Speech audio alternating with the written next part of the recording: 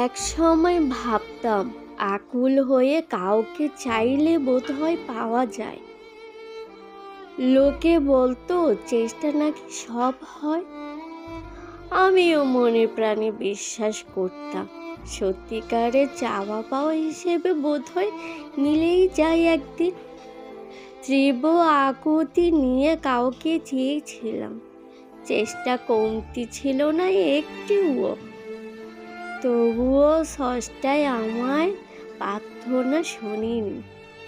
পৃথিবী আমার এই শূন্য হাতে ফিরিয়ে দিয়ে শিখেছিল অনেক কিছু।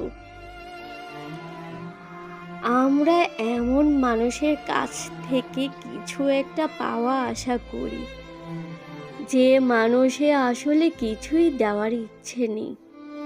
দিন শেষে মানুষটা কষ্ট দেয় না, কষ্ট দেয় এক পাক্ষিক অনুভূতিটাকে, যে মানুষটা কখনোই আসবে না।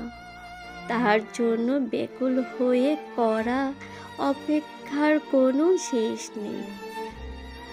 আর যে অপেক্ষার কোনো শেষ নেই, সে অপেক্ষা শুধু করাটাই ছিল ভুল।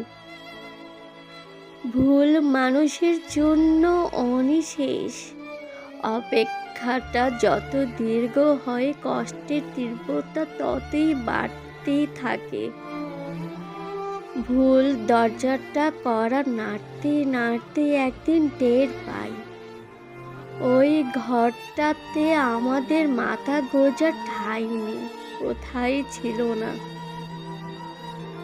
কোনো একদিন তাই সব ভালোবাসা তুলে ফিরে আসতে হয়। কিন্তু একবারও যায় বুকের ভেতর অমন বেপরোয়া ভাঙচুর হয়ে গেল।